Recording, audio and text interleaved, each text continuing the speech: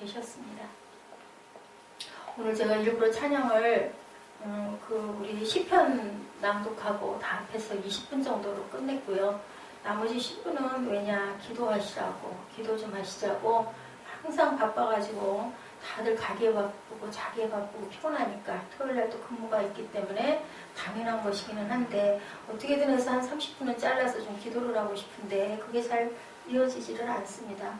혼자만 기도를 할 수도 없는 거고. 여러분들 기도 좀 하세요. 왜 기도들을 안 하세요? 기도를 그냥 하지 마시고요, 눈으로 그냥 마음으로 하지 마시고 소리쳐 기도하는 그런 마음 가지세요. 자꾸 입술로 고백을 하시다 보면 마음의 소원도 더 크게 일어날 줄로 믿습니다. 오늘 비돔 람세대서라는 제목을 가지고 출애굽기 1장 8절에서 14절 저희들 말씀의 은혜를 나눠보도록 합니다.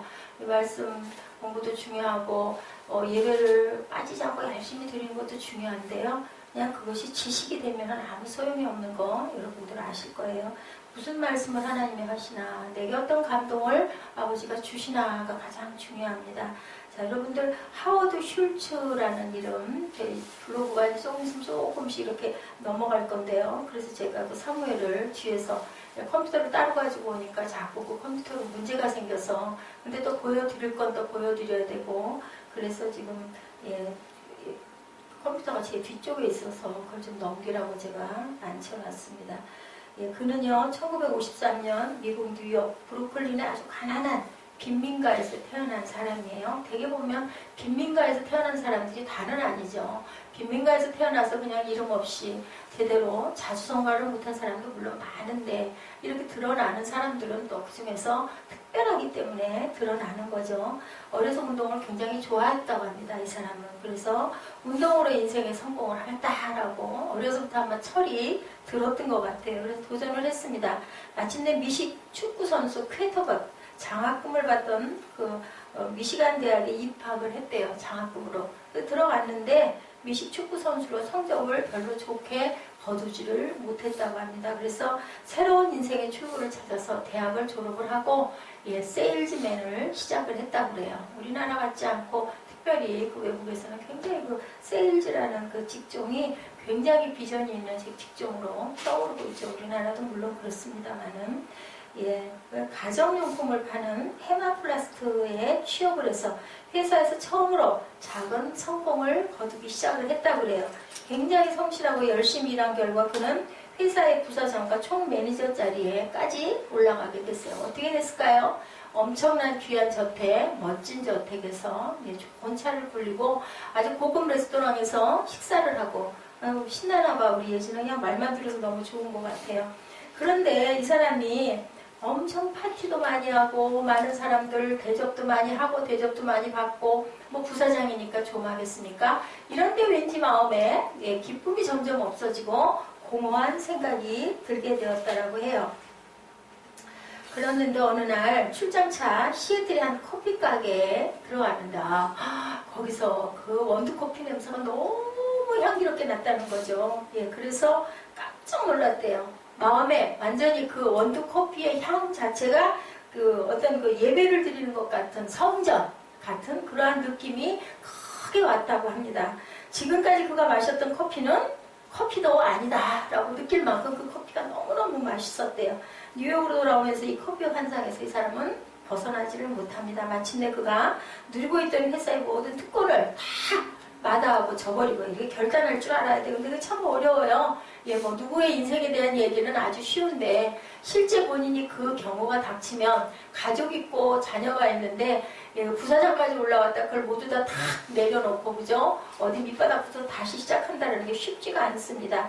작은 커피숍에 매니저로 취업을 했어요. 엄청 거기서 안 받아주고 하는 걸 여러 차례 부탁을 하고 찾아다니고 해서 결국은 그냥 조그마한 커피숍의 매니저로 들어가가지고 1985년에 원두 구매를 위해서 이탈리아 밀라노로 출장을 가게 됐습니다. 그는 에스프레소 바에 앉아 거기서 사람들이 커피만 마시는 게 아니라 앉아가지고 비즈니스를 얘기하고 친구들끼리 담소하는 모습을 보고 또 한 번 깜짝 놀랐다고 그래요. 현대인들에게는 가정도 직장도 아닌 이런 제3의 약속의 땅, 이런 곳이 필요하다라는 결론에 도달을 합니다. 그래서 그 일생의 비전이 번쩍 태어나는 순간이었죠. 아내에게 전화를 걸었대요. 여보, 나는 나의 성질을 발견했어 라고 몇 마디 비명을 외치기 시작을 했다고 합니다.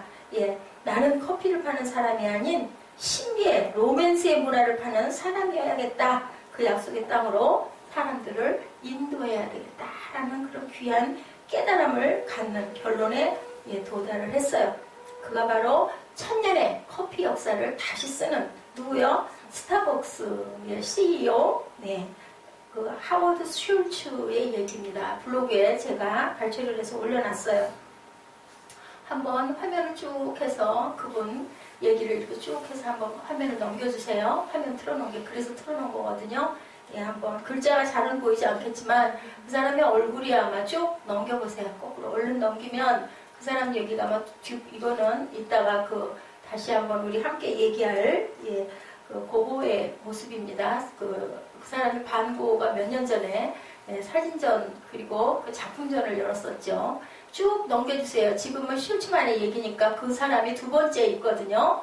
넘겨서 두 번째 하워드 슐츠만 얘기를 조금 보세요. 두 번째 있어요. 그거 넘겨버리고 얼른 넘기고 그거 이따가 여러분들에게 얘기할 이 사람입니다. 슐츠만. 이 사람이 인생의 승리는 내가 가장 하고 싶은 것을 도전하는 것이 바로 인생을 성공으로 이끄는 길이다 라고 저렇게 두 엄지손가락을 발짝 들고 외치는 그러한 모습이죠. 이 사람으로 인하여 스타벅스라는 게 탄생을 하게 됐다고 합니다. 작은 어느 곳에 한 곳이 아니라 이것으로 세계적으로 엄청난 체인을 만들어서 나는 이것으로 승산을 걸겠다라고 저 엄지손가락을 번쩍 들고 있죠. 이제 우리 성경 본문의 이야기를 우리 잠깐 이 사람이 뭐라고 얘기를 했어요? 비전의 땅, 그 약속의 땅으로 나는 이 스타벅스로 세계를 하나로 통하겠다라고 한 것처럼 주전 1200년대 이스라엘은 애굽 땅에서 정말 잘 나가던 민족이었던 거죠. 그들의 리더 요셉, 애굽의 총리였었죠. 그리고 자기 가족을 애굽으로 언제? 가난해서 배가 고플 때, 그죠? 그렇게 해서 데려왔죠. 몇 명? 70명, 72명인가 돼요. 며느리까지 합해서 72명쯤 되죠. 그랬는데 그 1장 8절에 보니까 뭐라고 얘기를 해요? 요셉을 알지 못하는 새 왕이 일어났습니다. 애굽을 다스리더니 그죠? 그러다 보니까 어떻게 됐어요? 저 이게 누구야? 라는 생각을 했겠죠. 도대체 왜 이렇게 민족이 저 이스라엘 민족이 우리나라에 와가지고 왜 이렇게 번창한 거야? 그죠? 1장 9절에 그가 백성에게 이르되 이 백성 이스라엘 자손이 우리보다 많고 강하도다. 이제 좀 겁이 난 거예요. 너무 많아지니까 70명이 와가지고 고센 땅에 시작을 했는데 그냥 어마어마한 그 사람의 숫자로 불어난 거예요. 그러자 우리가 그들에게 대하여 지겹게 하자. 두렵건대 두렵다. 그리 더 많게 되면 전쟁이 일어날 때 우리의 대적과 합하여 우리와 싸우고 이 땅에서 나갈까 하더라. 우리나라를 쳐서 어쩌면 점령할 수도 있겠다라는 두려움이 왔다라는 것. 이 사람 이름이 바로 그 신학자들이 발췌한 부분으로는 여러 가지 고고학적인 것으로 봐서는 여기 나온 그 제목이죠. 람세스 2세일 것이다. 아까 그 모습이 잠깐 보였었죠. 어떤 그 관광객 2명하고 뒤에 대리석으로 된 그 사진이 있었어요. 그 모습이 저 뒤에 있죠. 그 모습도 그 밑에 아래 보면 거꾸로 누운 모습도 제가 하나 해서 올려놨어요. 그 모습인데 그 왕 2세일 것이다 라고 얘기들을 합니다. 람셋이 바로 람셋 2세를 줄여서 대개는 왕들의 이름들을 많이 따서 어떤 것을 했죠. 그 군사적인 부분의 것들을 쌓아놓는 창고를 짓는 일을 시킨 거예요. 엄청 힘들었을 거예요. 아마 광야에다 이런 것을 짓는 창고를 일부러 만들게 한 거예요. 왜냐하면 그렇게 해서 좀 그 민족이 말살을 돼서 죽으라고. 그런데 어떻게 됐어요? 다음 절에 보니까 11절에 감독들을 그들 위에 세우고 그들에게 무거운 짐을 주어 괴롭게 하여 그들에게 바로를 위하여 국고성 비돔과 람셋을 건축하게 했는데 12절에 학대를 받을수록 더욱 번성하여 퍼져나가니 애굽 사람이 이스라엘 자손으로 말미암아 근심하였다. 왜? 이스라엘 자손에게 일을 엄하게 시켜 어려운 노동으로 그들의 생활을 괴롭게 하니 흙 이기기와 벽돌 굽기와 농사의 여러 가지 일이라. 시키는 일이 모두 엄하였더라. 그렇게 했는데도 줄어들었어요? 전혀 줄어들지가 않고 더 번성했다는 거죠. 사람은 어떻게 보면은 그래요, 그죠? 너무 힘들게 하면 정말 그렇게 죽을 것 같은데 나중에 뭐가 나요? 악이 나게 되는 거죠. 근데 이 일로 인하여서 하나님은 뭐하고 계셨을까? 이 일로 인하여서 무슨 사건이 일어났을까요? 11절 자, 이 일로 인하여서 람세스 2세의 사건으로 추정이 되어 있다라고 말씀드렸죠. 창세기 47장 람세스에 대한 게 나오고, 지도 안 보여주세요? 지도도 제가 람셋이 어디쯤이다라는 거, 저기 위에 까맣게 표되어 있는 곳이 람셋이고, 그 밑에가 홍해죠. 저기 지점쯤이라는 거죠. 저 지점이라는 것입니다. 이제 우리 람셋에서 주의 백성들이 겪어야 했던 고통의 의미, 그리고 그 고통을 통해서 일어난 사건이 과연 무엇일까? 저 람셋을 저렇게 괴롭히고 이스라엘 민족을 저렇게 괴롭혀서 그 다음에 일어나는 일이 과연 무엇일까? 자, 이게 이름이, 이 책 이름이 뭐예요? 출애굽 사건이 일어난 거예요. 살기가 좋고 배부르고 평화롭고 너무 좋으면 출애굽을 했을까요? 안 했을까요? 안 하죠. 출애굽하면서도 그랬죠. 그냥 거기 살 걸 그랬다. 거기서는 배가 고프지 않았는데 도대체 우리가 이 사막에서 죽겠다라고 소리를 질렀다고 했죠. 그런데도 어쨌든 간에 이 사건으로 인하여 무슨 사건? 약속의 땅을 향한 그러한 출애굽 사건이 일어나도록 하나님께서 만드셨다. 여기서 우리가 배워야 될 거, 자, 우리 중에 희망의 새해가 왔는데 아직도 나는 도대체 뭔가 햇빛이 보이지 않는다, 빛이 보이지 않는다, 더 새해 2015년 돼가지고 정말 더 잘 되기를 바라고 좋은 일들이 있기를 기도하고, 그리고 열심히 성구영신 예배도 드리고 신년 예배도 드리고 계획도 세우고, 그죠? 우리 그 성구 뽑기도 하고 열심히 11조도 하고 열심히 감사함금도 하고 열심히 예배도 드리고 하는데 왜 자꾸 이게 안 좋은 일들이 이렇게 일어날까? 그죠? 이것에서 우리가 그 의미를 새롭게, 성경이라는 거는요, 성경 말씀이나 사건만 가지고 그냥 넘어가면은 아무 소용이 없어요. 예배 드리는 거 아무 소용이 없는데, 저거는 그냥 그날 하니까 그때 그 시대에 저런 일이 있었던 건 그래서 있었던 것이 아니고, 이것이 말씀이 육신이 돼서 나에게 하나님이 하시는 말씀은 과연 무엇일까라는 것을 생각할 줄 알아야 됩니다. 이 고통의 시간, 이 환난의 시간, 아까 제가 헌금 하나 읽었던 게 있는데요. 이 시련을 극복할 수 있는 힘을 주시옵소서. 근데 제가 늘 몇 번 지금 계속 반복을 해서 읽는 것 같은데요. 힘이 아니라 하나님이 무슨 말씀을 하고 계시는지, 도대체 이 일, 그죠? 일어나기 참 좀 어려운 일이 지금 일어나고 있어요. 그죠? 우리 교회에, 또한 어떤 개개인에게, 어떤 부부에게. 그러면 도대체 왜 우리는 여기서 이렇게 있어야 되냐? 그게 싫다 좋다가 아니라, 그럼 여기서 하나님이 우리에게 뭔가 사인이 있으실 거야. 뭔가 일어나는, 뭐가 고쳐지든지, 뭐가 바뀌어지든지, 뭐가 변하든지, 그죠? 좋게 하시려고 이제 절대로, 자식이 떡을 달라는데 돌멩이를 갖다서 이빨이 부러지게 하지는 않으신다. 그죠? 생선이 먹고 싶다고 했더니 뱀을 갖다 입에다가 넣어주는 부모는 없다라는 거예요. 그래서 그것을 좀 깨달았으면 좋겠다. 안타깝다. 누구나 그분들 뿐만이 아니라 저도 역시 마찬가지로 작년 아주 엄청난 사건, 지금도 뭐 사건을 겪고 있지만 또 우리 보라 자매도 역시나 또 이제 이사와의 문제가 또 있어. 그죠? 그러면 내가 이런 일들이 일어날 줄 물론 알고 있지만 어머니한테 여쭤보니까 아직 아니래요. 어디가 잡혀있는 게 아니래. 그럼 내가 그 일 이후에는 나는 도대체 과연 어떻게 될 것인가? 하나님은 나를 어디로 인도하시고, 나는 그래서 새생명 새벽교회를 통해서 어디로 갈 것인가? 그죠? 그런 부분의 것들이 바로 출애굽 오늘 얘기하는 말씀과 우리가 대입을 해서 본다. 고통의 시간, 우리가 어떻게 이해할 것인가? 왜 우리는 살면서 항상 환난과 고난을 늘 겪으면서 갈까? 우리 어린이들은 어린이들대로, 그죠?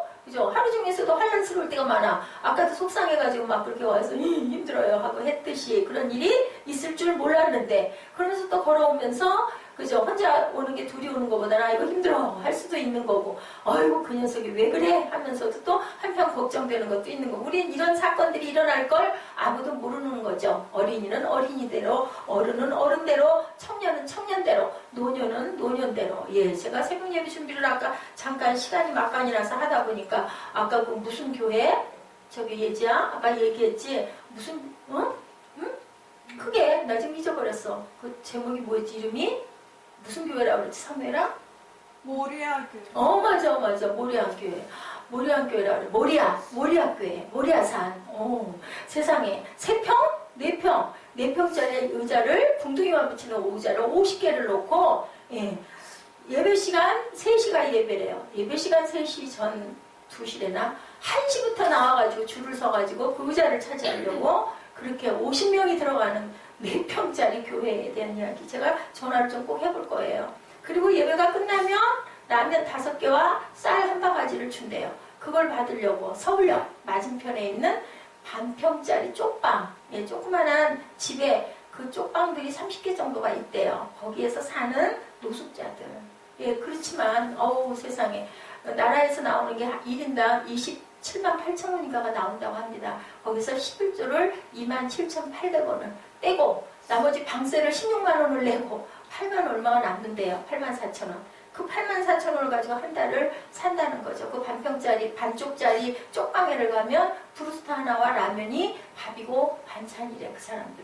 그러니까 교회 와가지고 4개의 라면을 가지면, 그죠? 며칠이 해결이 되니까 그렇게 50명의 사람들이 그 박요한 목사님인가요? 그분이 그 사역을 하고 계신데, 처음에는 기자가 거기로 와서 그걸 찍으려고 왔다가 냄새가 나서 들어오지를 못하고 도망을 갔대요. 근데 지금은 아마 그 좀 됐나 봐요, 기간이. 지금은 정말 다들 예수 믿고 굉장히 아주 별의별 사람들이 많았던 거죠. 마약 중독자, 창녀, 그죠? 소매치기, 오죽이나 했겠어요. 나이가 든 노인들인데도 불구하고 그렇게 사니까. 그런데 그 사람들이 지금은 정말 자기가 먹는 그 라면에서 남겨가지고 남에게 갖다가 나눠줄 정도로 그렇게 예수를 잘 믿고 찬양을 그렇게 열심히 한대요. 그 4평짜리. 너무너무 부러웠어요. 우리 교회 같은 궁궐인데 거기다 내놓으면. 그래서 제가 좀 전화를 해서 나는 좀 도와줄 게 뭐가 있을지. 많은 교회들이 또 많이 돕기도 하겠지만 얼마나 소문이 났겠습니까? 그랬겠지만 한번 좀 꼭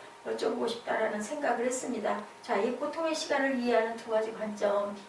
첫째는 소명의 관점. 여러분들, 소명하면은 신학교 가가지고 전도사 되고 목사 되고 그 뜻이 아니고요. 그죠? 그게 아니죠. 하나님의 백성들에게는 고통의 시간이 하나님을 통해서 우리가 뭔가, 아까도 얘기했듯이 도대체 이게 뭔가를 발견하게 하는 소명의 기회와 시간이 될 수 있다라는 것을 여러분들이 다시 한번 생각해 보라는 거죠. 인생이 내 맘대로 절대로 안 된다. 그죠? 우연히 일어나는 일은 없다. 다들 생각해요. 그 부분은. 뭔가 이유가 있으니까 이런 일이 일어날 건데 나는 이게 너무 힘들고 너무 불만스럽고 고통스러운데 하나님이 어떤 부르심을 내게 하길래 나는 지금 여기 이렇게 하고 있을까? 그것을 우리가 깊이 그것을 화가 나 속상해 맘대로 안 돼. 불만을 할 게 아니고 한번 깊이 생각해보자. 이것이 바로 소명의 관점이다. 아까 반보호 모습 잠깐 보셨죠?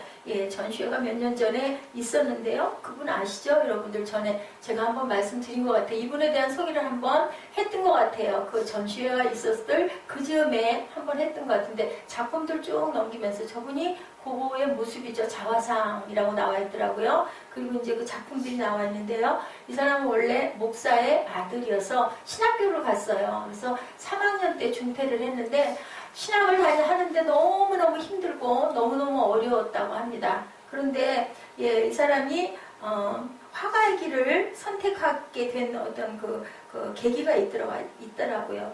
하나님이 고통스럽게 느껴지는 어느 날 기도하다가 하나님이 자신을 화가로 부르시고 있다라는 감동을 받았다고 그래요. 저 사람도 나이 보니까 37에 돌아갔어요. 태어나가지고 돌아간 시간을 날짜를 이렇게 봤더니 돌아간 시간이 50몇 년에 태어나가지고 80년 전에 어쨌든 돌아갔더라. 아까 제가 잠깐 봤는데 날짜가 그 연도가 나와 있더라고요. 초입에 보니까. 근데 37인가 밖에 살지를 못하고 돌아갔어요.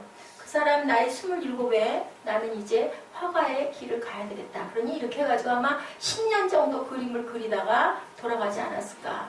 그래 지금도 우리가 유명한 그 사람의 그림을 굉장히 사랑을 하죠. 그런 것처럼 어떤 시련이 닥칠지라도 나는 이 길을 갈 것이고 그 속에서 나의 하나님과의 만남을 가질 것이다 라고 고백을 했다고 그래요. 이 방법은 아버지가 목회자였기 때문에 나도 당연히 신학을 해야지, 또 하나님을 믿었겠죠. 열심히 믿어서 신학교를 갔는데도 거기에서 나는 이게 아니구나, 하나님이 나를 화가로 부르셨구나, 아마 그 그림의 재질이 많았겠죠. 그런 것을 확실하게 깨달은 어느 순간 이제부터 나는 이 길을 갈 거야 라고 그 길을 선택해서 달려가면서 이렇게 아름다운, 지금도 돌아간 지가 꽤 오래됐는데도 귀한 작품들이 이렇게 있죠. 만약에 그것을 그때 깨닫지 못했다면 우리는 세계적인 화가를 잃어버릴 뻔했다라는 것이죠. 이런 것처럼 우리는 어떤 좀 뭔가 좀 일반적이지 않은 어떤 일이 일어날 때 그때 우리는 이게 어떤 뜻을 하나님이 가지고 나에게 콜링을 하고 계시나, 꼭 목회자의 길만 가는 것만이 소명이 아니고 각자에게 주신 하나님의 길이 분명히 있다라는 것이죠. 본문으로 돌아와서 우리 한번 생각해보죠. 어느 날 갑자기 시작된 이스라엘의 민족사적 고통에 도대체 어떤 소명이 있었을까? 어떤 소명이 기다리고 있었을까? 바로의 압제를 인해서 이스라엘은 출애굽의 소명을 발견한 거예요. 오늘 제가 말씀드리죠. 아까 하워드 술츠만 같은 경우에는 자기가 그렇게 잘 나가던 부사장의직을 내려놓고 나는 이거야 하고 커피의 체인점을 나는 이것으로 내 인생을 걸고 내 인생 길을 갈 거야. 그거는 또 신학교를 다니다가 이게 내 길이야. 그리고 그림을 그리는 화가가 되었다라는 거죠. 이런 것처럼 이스라엘 민족들은 그렇게 학대를 받고 박해를 받고 그 기가 막힌 육체적인 노동을 통하여서 이제 나는 여기를 떠나서 어떻게 해요? 그 젖과 꿀이 흐르는 가나안으로 가라. 누가 그러셔요? 하나님께서 말씀을 하시죠. 누구를 통해서? 모세를 통해서. 그렇게 해서 떠나게 됐다라는 이야기를 제가 이렇게 말씀드립니다. 12절에 학대를 받을수록 더욱 번성하여 퍼져나가니 애굽 사람이 이스라엘 자손을 인하여 근심하더라. 왜 이런 일이 벌어졌을까? 고통의 마당을 인하여 우리가 절망할 필요는 하나도 없다. 그렇게 함으로 인하여 어떻게 됐어요? 애굽을 떠나서 가나안으로 갈 때 12정탐꾼들이 10명은 아우 저 아랍 자손들 장대하고 커서 우리는 거기 가면 죽어요. 우리는 메뚜기에 불과해요. 그랬을 때 여호수아와 갈렙은 12정탐꾼 중에 2사람만, 그 사람들은 우리의 밥입니다. 왜요? 하나님이 가라고 하셨으니까. 하나님이 가라고 하시고 우리를 죽이실 리가 없다라는 믿음이 있었기 때문에 절대로 우리는 죽지 않을 거다라는 그러한 아주 단단한 그 믿음을 가졌던 것이죠. 그랬기 때문에 가나안에 들어가서 그때부터 나라를 나누고 12지파들을 땅을 분배해 줌으로 인하여 이스라엘에는 나라가 설 수가 있었다라는 거죠. 만약에 그렇지 않았다면 애굽에서 그냥 종살이 하면서 그러고 그냥 살았을 거예요. 연명이나 하고 또 죽고 또 나고 또 죽고 또 나고 그랬겠죠. 고통에는 분명히 하나님의 뜻이 있다. 오늘의 고통의 마당은 오히려 하나님의 부르심을 경험하고 약속의 땅을 향하여 출발하는 첫걸음이 될 수도 있다는 것을 여러분들 절대 잊지 마시기 바랍니다. 둘째는 기도의 관점입니다. 첫째는 소명, 두 번째는 기도죠. 고통이 올 때 하나님이 우리에게 기도의 시간을 가지라고 사인을 하고 계신다. 이스라엘 백성들이 국고성을 건축하는 동안 그냥 고통스럽게 견디고 노동만 하고 있었을까? 여러분들 그랬을까요? 아니겠죠.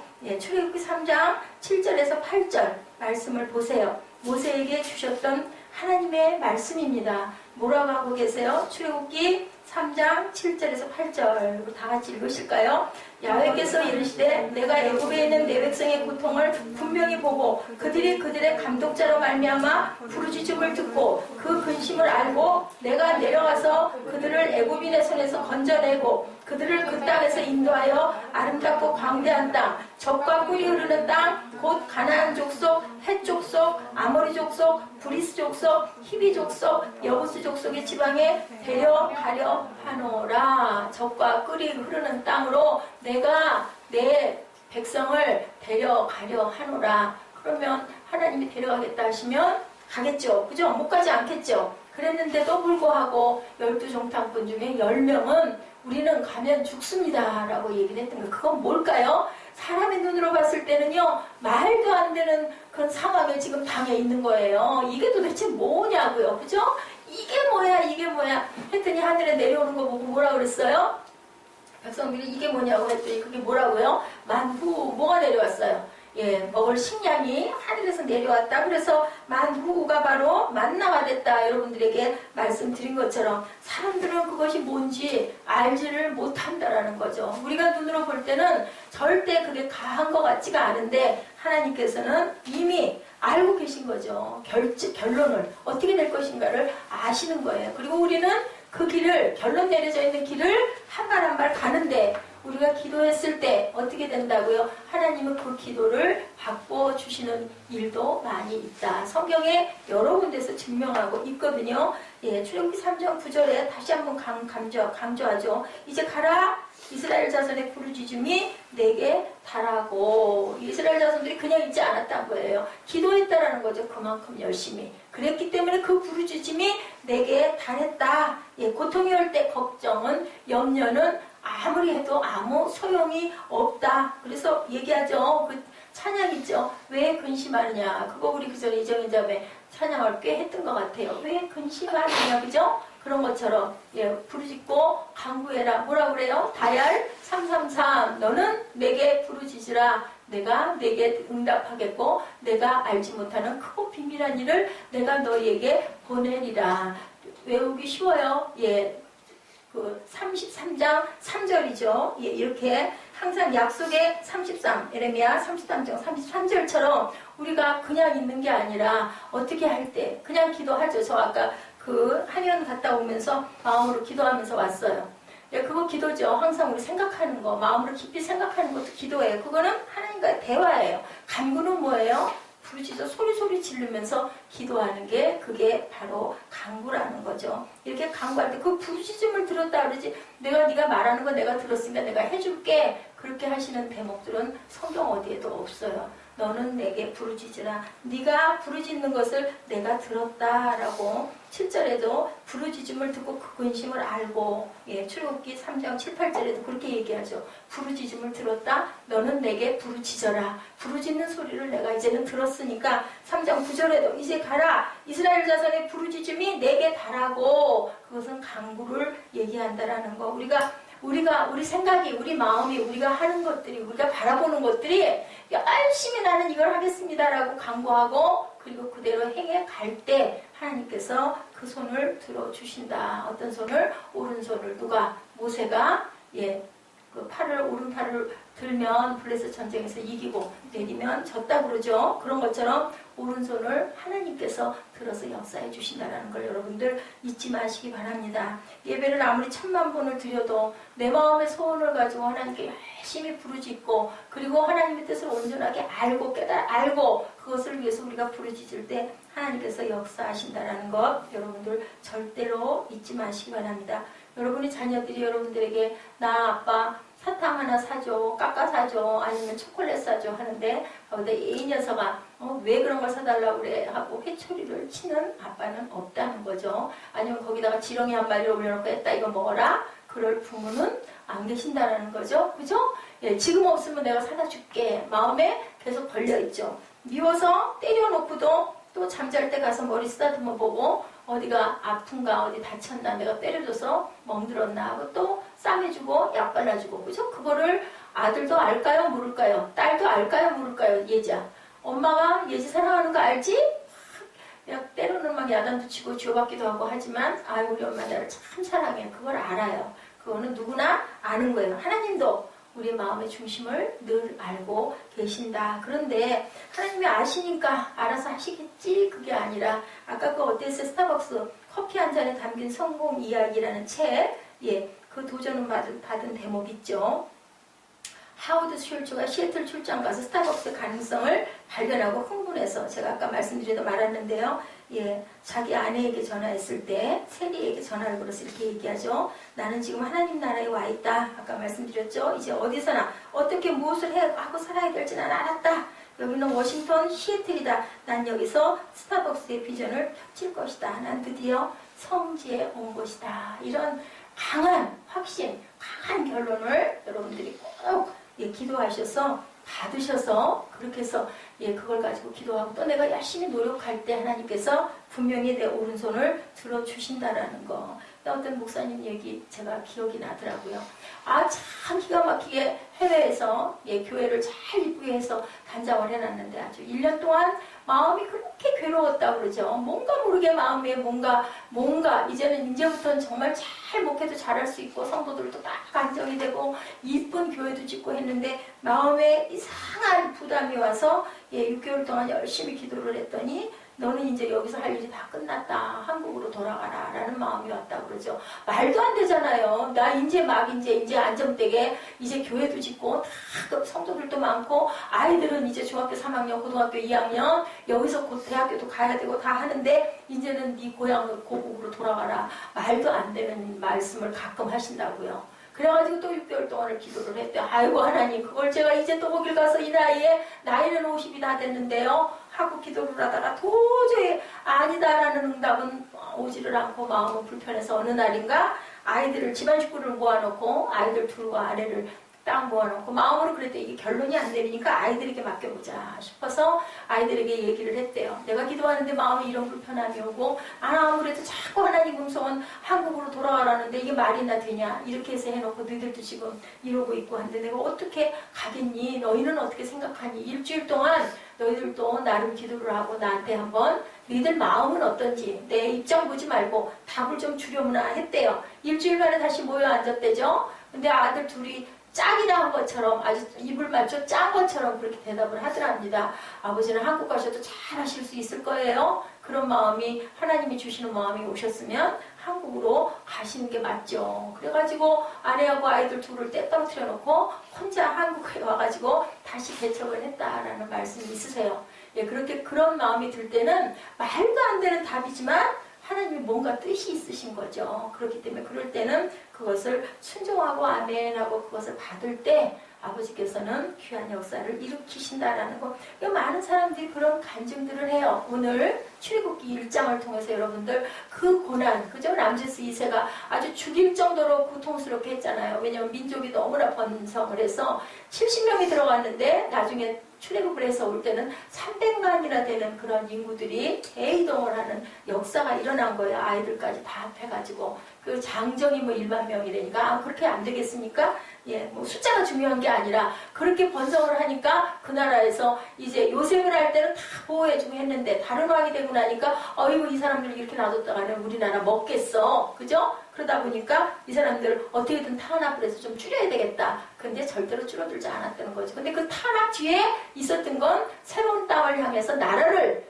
이루게 하려는 하나님의 귀한 뜻이 있었다. 그랬을 때 지도자가 들고 일어났기 때문에 그죠? 이끌고 간 거죠. 이끌고 가는 광야 40년 동안 어땠습니까? 우리 알죠? 출애굽 내용 보면은 뭐 우리 꿈동이들 그 예배 때도 많이 했죠. 에? 나를 여기서 죽게 하느냐고 거기다 놔두지 하고 원망을 얼마나 많이 하고 그죠? 그렇게 하면서도 결국은 모세는 하나님이 뜻하신 소명이 있어서 120살까지 정정하게 있다가 또 거기서 그만 너는 이제 쉬어라 하니까 거기서 가나안을 바라보고 느보산에 그냥 눕죠. 그죠? 그 자리에서 어우 안타까워. 그렇게 고생을 해놓고 어떻게 가나안 도착도 못하게 하고 여호수아에게 물려주고 거기서 그냥 눈을 감을 수가 있단 말이야. 반석을 2번 친 것 때문에 벌을 받아서 그래. 근데 저는 그렇게 생각하지 않습니다. 소명이 거기까지였기 때문에 하나님께서 이제는 너 좀 쉬어. 그죠? 왜냐하면 영원한 우리의 본향이 있기 때문에. 예, 그렇게 해서 바라보고 다 보였다고 그러죠. 볼 수 없는 거리인데 느보산 꼭대기에서 시력이 더 좋아져서 120세에 그 먼 곳에 있는 것들을 다 보고 그리고 편안하게 눈을 감을 수 있게 해주신 것. 하나님의 소명은 절대로 꺾이는 일이 없어요.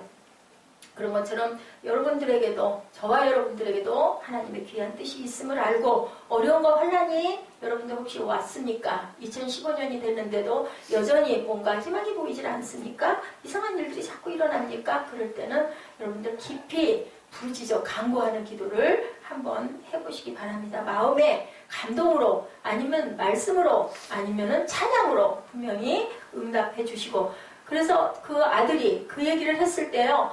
마음이 너무 편했대요. 그 아들들 둘이 아버지 한국 가셔도 잘 하실 수 있을 거예요. 한국에 돌아가셔도 그 소리를 딱 듣는 순간 마음의 모든 그 염려와 괴로움이 다 이런 목사님인데도 그러셨다고 그러는데 다 녹아버린 것 같고 한국으로 그냥 무작정 왔대죠. 무작정 와가지고 정말 아무것도 없는 벌판에다가 조그만한 공장 건물의 꼭대기 우리는 아주 호강스러운 거 3층 다리가 아프죠. 저도 다리가 아프다고 하지만 여기는 3층밖에 없지만 거기는 5층 꼭대기 5층 위에는 슬래트여가지고 막 너무 뜨겁고 아주 소리는 너무너무 시끄럽고 다들 올라오면서 5층 끝에 올라올 때 마지막 계단을 올라올 때 성도들이 그런 간증을 했대요. 내가 이번 주까지만 오고 다음 주부터는 내가 이 교회를 안 오지. 너무 다리가 아프니까 물건 끌어올릴 때마다 그렇게 봉사하시는 분들도 마찬가지고 그래서 걸어온 게 지금까지 뭐 거의 20여 년 동안 이렇게 걸어오고 하나님께서 교회를 귀하게 세워주시고 또 거기에 아주 큰 아파트들이 많이 들어오게 돼서 아주 귀하게 하나님의 부흥의 역사가 일어나고 또 우리나라에도 엄청나게 좋은 이익을 끼치는 그런 단체들을 많이 좋은 일들을 엄청 많이 하고 선교의 그 교회는요 선교의 50%인가를 그냥 그 들어오는 헌금의 모든 헌금의 50% 이상을 선교에다가 쏟아붓는 그러한 그 교회. 그 교회의 프로모터가 바로 이 다이알 333이었다고 해요. 예레미야 33장 3절 그렇게 부르짖었다고 합니다. 너희는 내게 부르짖으라. 너희가 알지 못하는 크고 비밀한 일을 내가 보이리라. 우리가 도달해야 할 약속의 땅을 향한 하나님의 나라의 모험의 여정에 우리들이 동참해서 영혼이 잘된 같이 범사에 잘되고 강건한 축복이 저와 여러분에게 임하시기를 주님의 이름으로 축복합니다. 우리 찬양 한 장 하시고 제가 오늘은 민수기 6장 24절에서 26절로 여러분들을 축복하도록 그렇게 하겠습니다. 내 영이 주를 찬양합니다. 우리 찬양하시죠.